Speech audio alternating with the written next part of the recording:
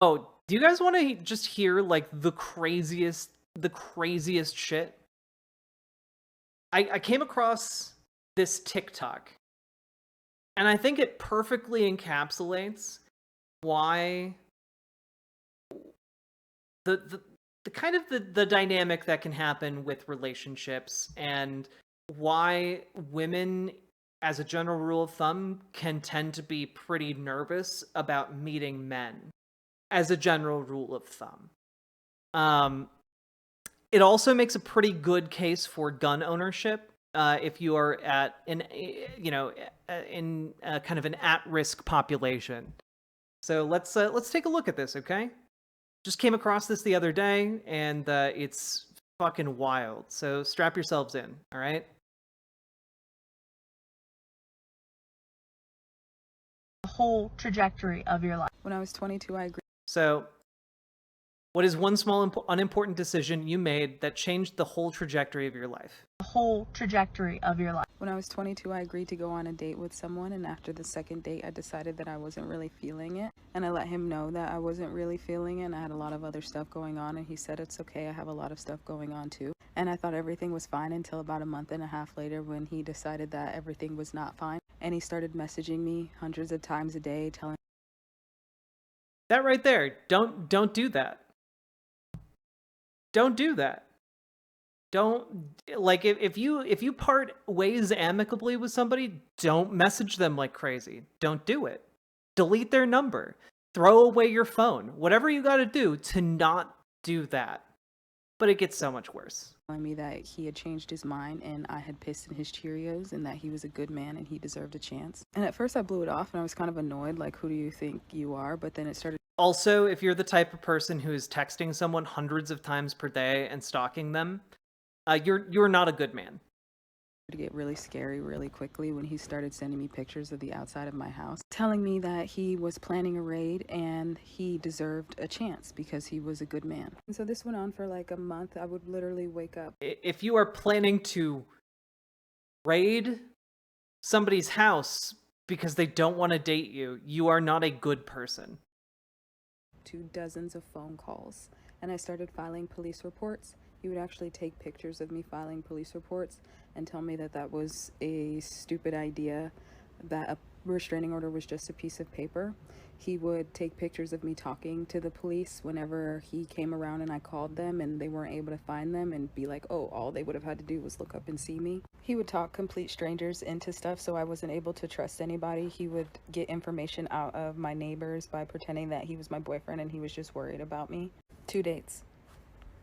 I eventually had to move out of my apartment because a restraining order truly is just a piece of paper. And the funny thing about restraining orders that no one tells you is that they actually have to serve the person in order for it to even matter. And he would do shit like just ignore the process server and then laugh at like the note that they would leave on the door and send me pictures of the notes that they would leave on the door. So, like, also keep in mind that like one of the like a restraining order is just a piece of paper, right? Like, the important thing is, though, that if you need one, you should get one, even if it's not effective, because it provides a paper trail. Provides a paper trail for future legal action against that individual. Eventually got so bad that I stopped sleeping because he would tell me that he was outside, that he was planning a raid, that he was going to bring multiple people and he was going to kick my door in, and that was going to be the end of it. And I went to the police probably 5-10 times. I filed, I think, like 10 police reports, and they were like, there's nothing we can do, there's nothing we can do, he hasn't hurt you. Despite the fact that he was threatening to hurt me, I wasn't able to keep a job. At this time, I literally called this year the year of the jobs because I had so many jobs. It's not even funny, because I would do things like not be able to sleep at all. So in one of these jobs, I fell asleep standing up on the first day because Jesus. I was always awake knowing that he was going to come for me. This is the condensed down version, but eventually I was able to move, and ended up getting a letter. I ended up getting a text message from my previous landlord telling me that they had found holes in my last apartment and that I needed to go over the itemized receipt of the charges. I went to go and look at the the link, and it was an IP address grabber. He was pretending to be the landlord woman at my apartment, trying to figure out where my new house was. He would send me empty packages and put on the package, "Do not forward, address correction requested," because he was hoping that they would just go ahead and send him the new address instead of forwarding the package. He was hoping that they would return it with the correct address. He found me on every form of social media. Every time he found me, I would just delete it, so I became isolated. I couldn't trust anyone to not accidentally give him... Yeah, again, this is 2 dates. 2 dates with a guy who said he was totally chill with, like, oh, I got a lot of stuff going on, it's fine. And then just one day decided it wasn't fine. Information. After I moved, I felt safer because at least he didn't know where I was, and I finally got a detective assigned to my case because he had started letting me know that he was going to kill me and he was going to get away with it. He specifically told me that he knew he was going to get away with it because he was a black man, or because he was a white man and I was a black woman, that he was going to kill me and he was going to get away with it. And when I finally got a detective signed to my case, the first time I met with him, he told me that maybe there was a misunderstanding because he had had a conversation with him and he seemed like a nice guy. And I knew...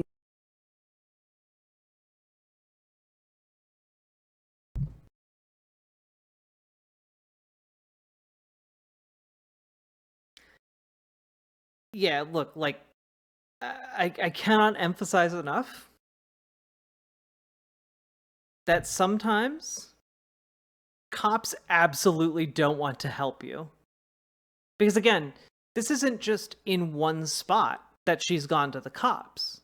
This is in multiple locations that she's gone to the cops. Multiple places that she has filed police reports.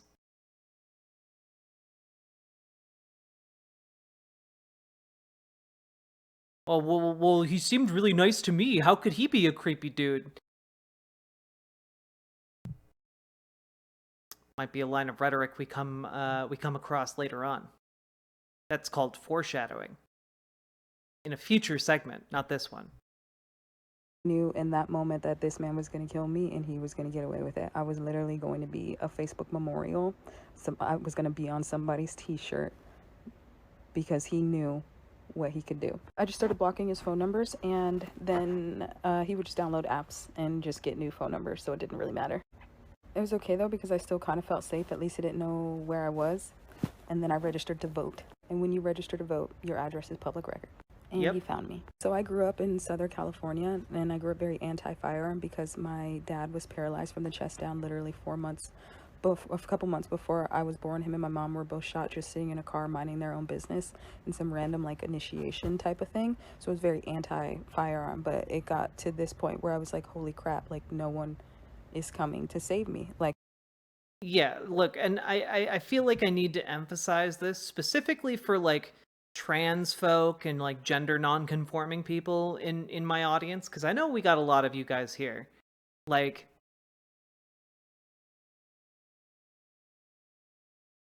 when the power of the state is turned against us specifically, right? Cops are not going to help us. They aren't going to help us. So when people who wish us, harm try to come at us, we need to be able to have someone or some place we can turn to for support. This is why you should get to know your neighbors. Get to know the people on your block or on your floor in your apartment building. Bake them cookies. Get to know them. Do everything you can to make them like you. And figure out where you can go in the event of an emergency. I have safe places that I know I can go, and people there will be able to keep me safe. I have those contingency plans because it's something I've had to think about a lot. And if there isn't a place that you can go, then you should, and I've said this before, I'll say it again, you should probably do something to get your hands on things that can help you protect yourself.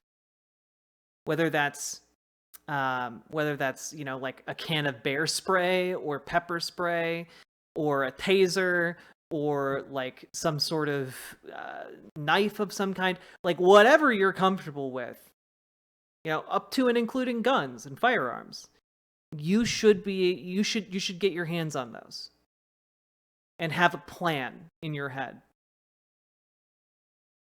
Does anyone have a link to the TikTok? I have a link here to the there you go. You can check that out. But yeah, if you have suicide concerns, maybe don't get a firearm, but either find a safe place you can go to, or knives are good, pepper spray, tasers, self-defense items that are not guns.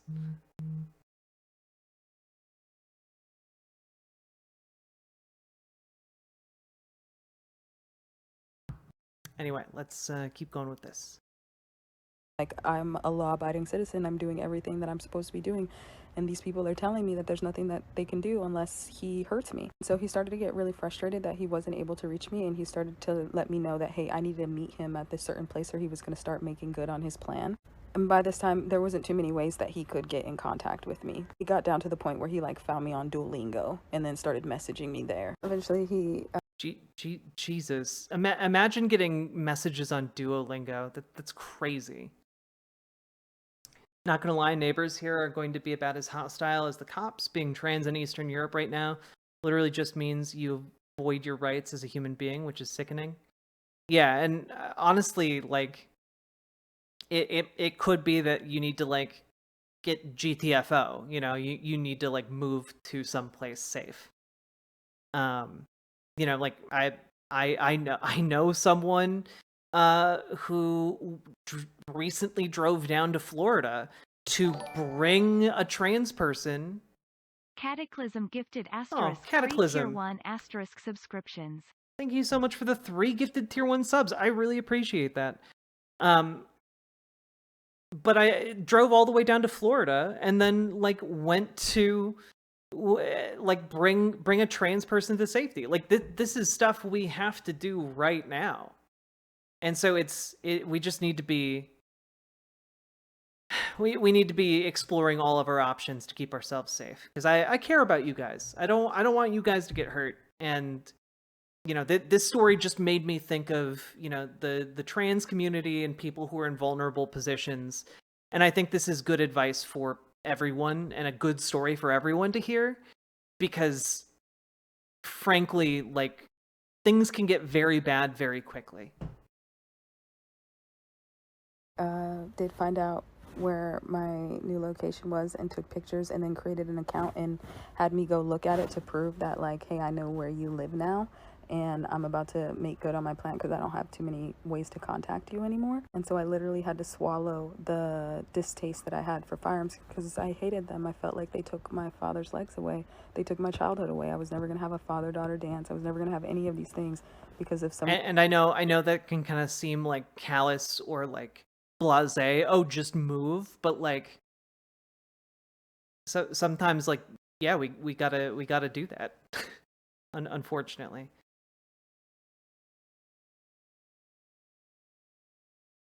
Yeah, also, yes, worthwhile to note, GamerG, that booby trapping your home is actually illegal. Don't do that.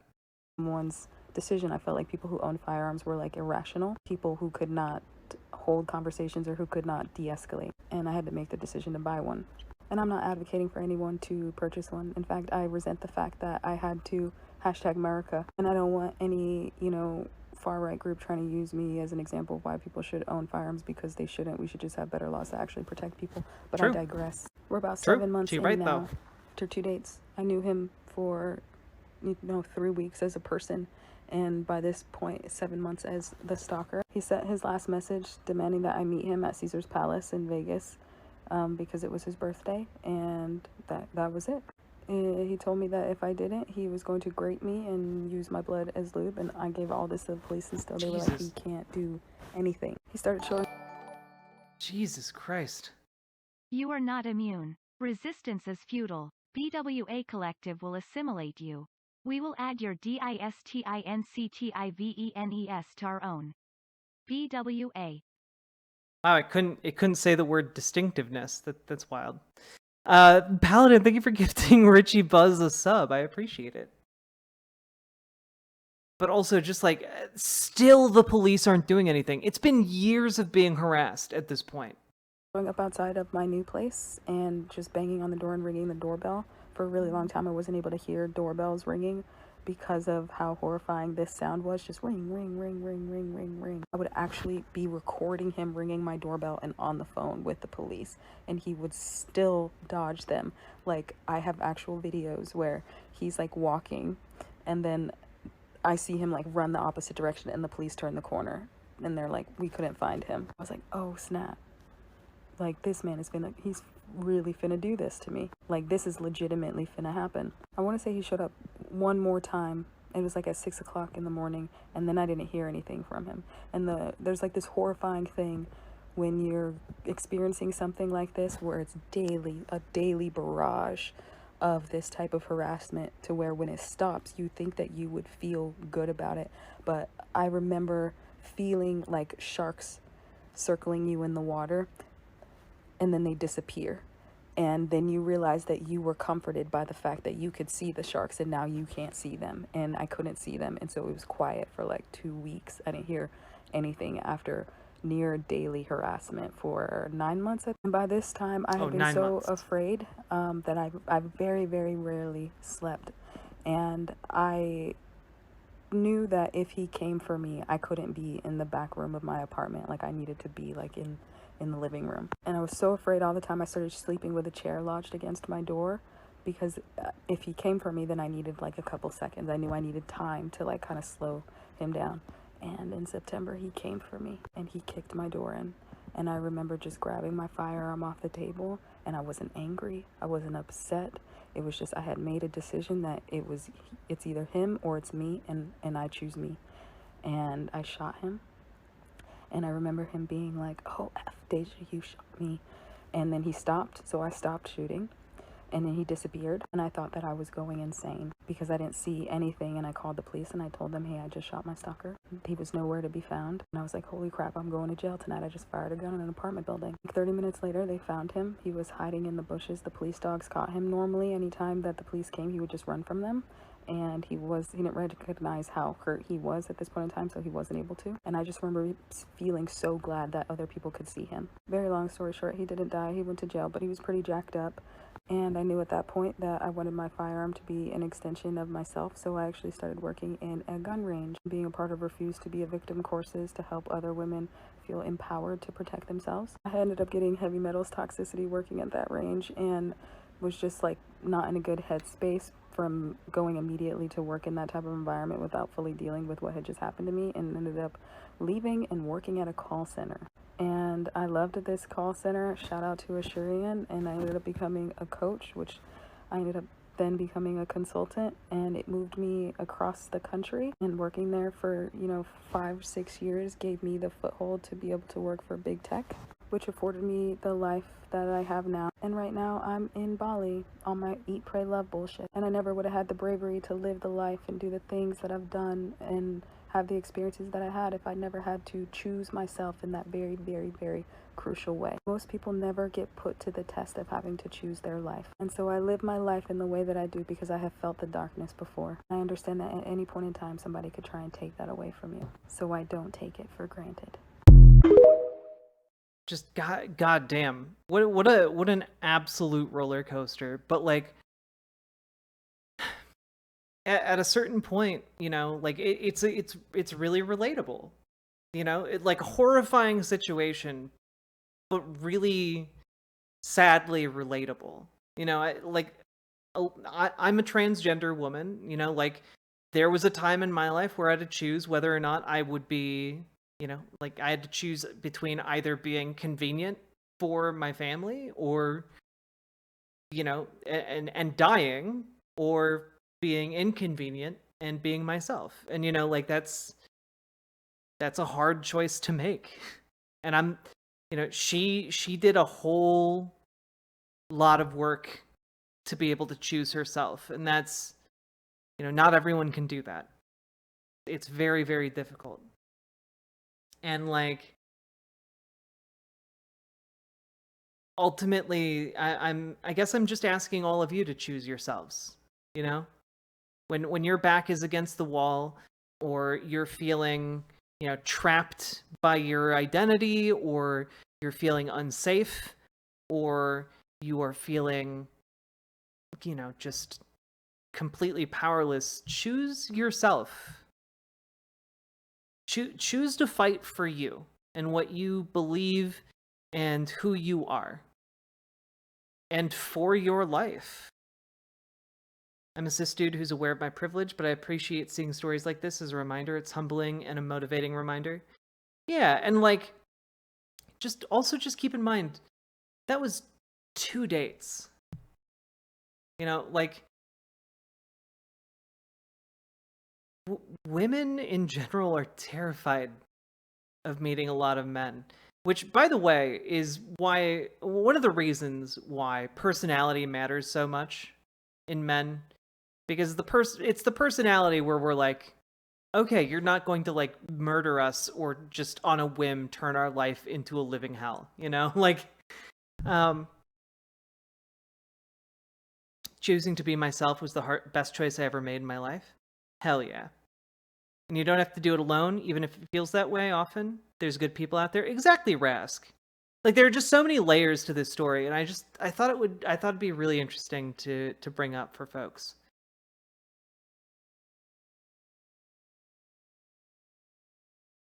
Like, then you meet the narcissists who mask the insane. Well, yeah, that's why narcissists are so difficult to deal with,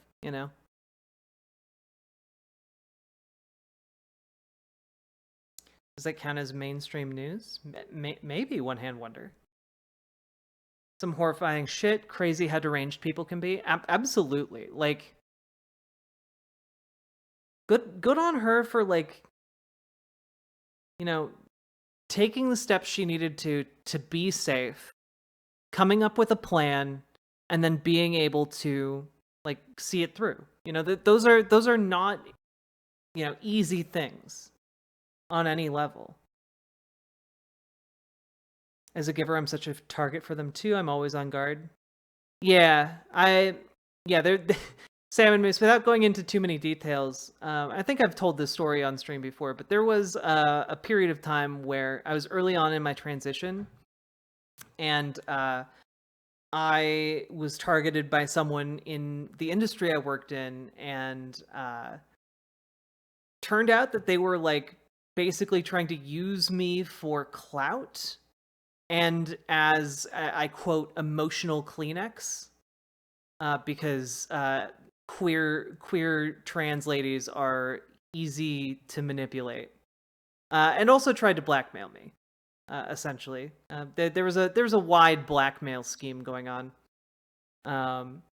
So that was an interesting time in my life, and it gave me a lot of insight into the fact that, like, yeah, there are people who are actually like genuinely monsters. I'm down some 200k because I see the best in everyone. Damn, Salmon Moose. Jesus. Can't imagine the lasting PTSD from having to sleep with one eye open for 9 months. Yeah, no kidding, vintage computing. It sucks because I have a terminally ill father who is transphobic. Do I continue to change in front of him before he passes, or choose transition now, which is urgent for me? I mean, just Jesse, ultimately how your father reacts is on him. He's the one who can decide how he acts, but you need to do what's best for you. Whatever that might be. Jesus. $1,000. Women deserve so much better. Not only do women deserve so much better, men deserve so much better. It's a two-way street, right? Like, men deserve better than what patriarchy provides men. Men benefit from patriarchy, but patriarchy also, like, completely destroys men. Like, it completely riddles their brains full of holes like Swiss cheese and makes them incapable of doing basic things like being able to cry. It's like one of the most basic human things. And so many men can't cry. They can't do it. And that ability has been robbed from you. That the ability to find emotional catharsis by crying was stolen from you by for what? Like bullshit. How did this come in my feed? I don't know. Maybe you have good taste.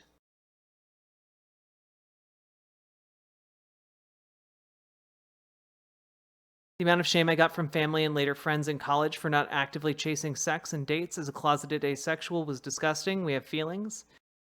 Yeah.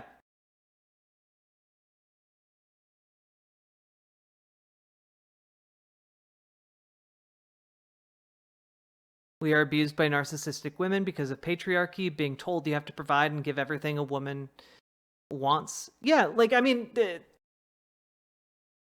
it cuts both ways. It's a blade that cuts everyone. It's not good. And even the benefits that exist come at a great cost to men. So I don't know. I feel like we as leftists, like there's been criticism about like, oh, leftists are bad about talking about, men's issues. Well, I think there needs to be a reframing of it, right? Because somehow people who believe in patriarchy are propped up as people who want the best for men and want men to be successful.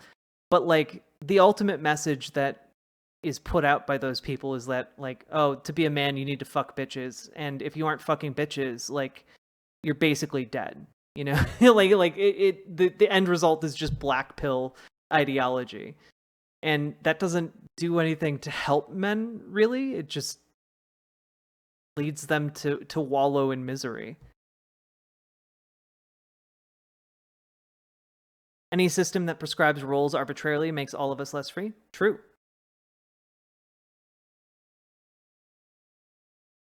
That's not the message. What's the message, Deidre?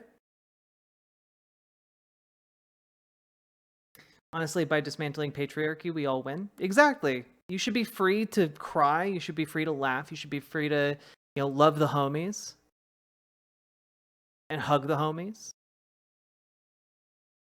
You should be free to be what you want to be. And I think the world would be a more beautiful place if that was the case. Okay. Takes way too much before I can cry and it hurts. I'm sorry, Kyryu. Give your homies a smooch good night. Unironically, sure. All right.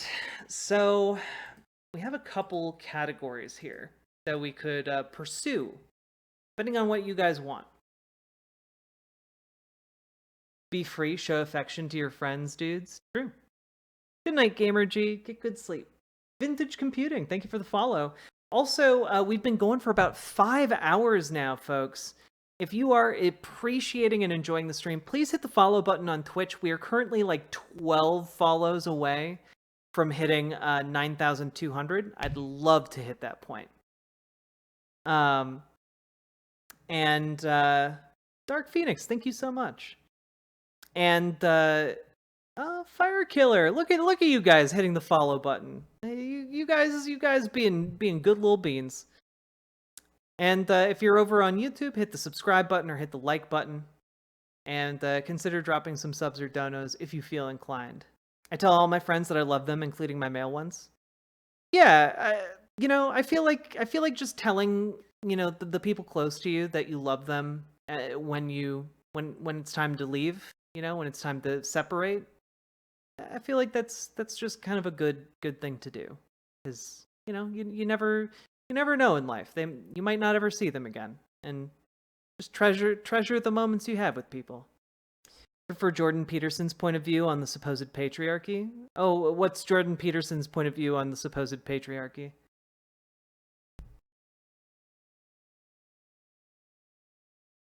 And men do need to be more emotionally open. It's an expression of freedom and love.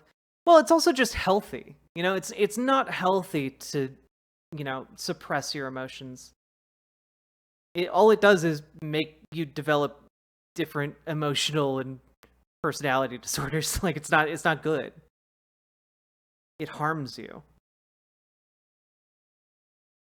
Tell men they're handsome when they are too.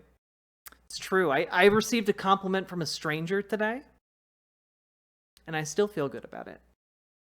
Compliment people, and not in a weird, creepy way.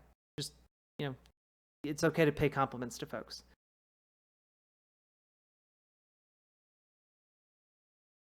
Pet a cat in the street when you see it? Maybe.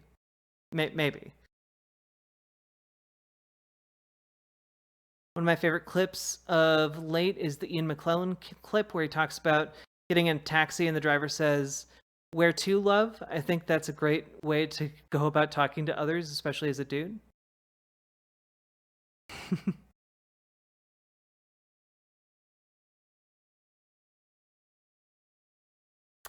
Sam and Moose, I think that was a good swing and a bit of a miss. I just worry that I'll come off creepy as a cis male complimenting people. I mean, part of it is like when it comes to compliments, complimenting like what someone is wearing or like their shoes or something comes off less creepy than like being like, "Oh, your ass looks great." You know, like there's a fine line like, "Oh, you have a really good outfit today." Or your hair, you like, "Oh, wow, you've styled your hair in a really interesting way." Like that's so cool.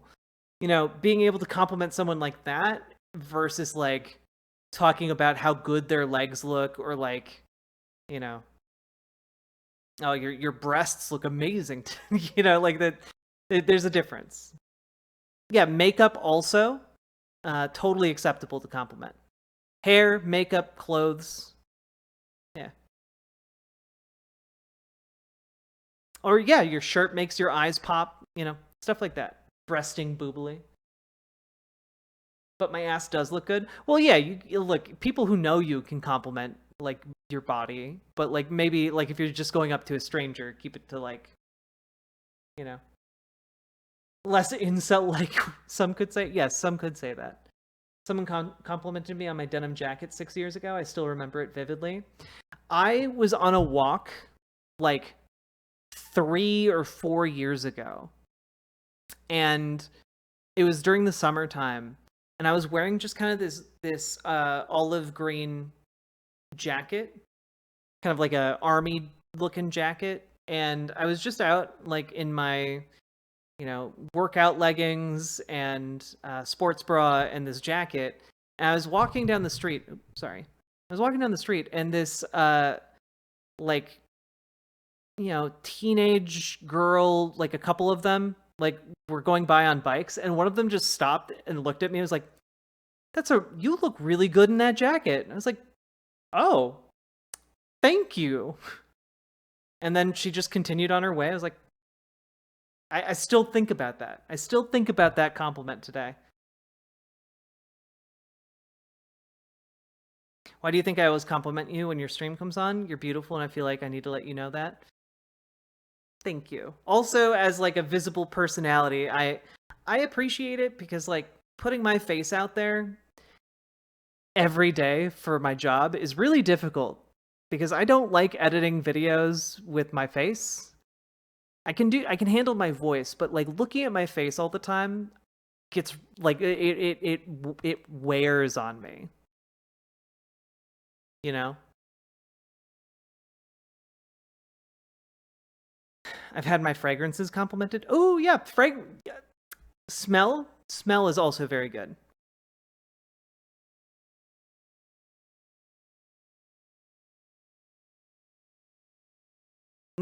That's a very good rule of thumb, very knifey duck. You have good taste versus I bet you taste good. Yes. My rule of thumb for compliments is to try to make something that they have chosen, like a shirt, hairdo. Yeah, exactly. Versus like a body part. Yeah.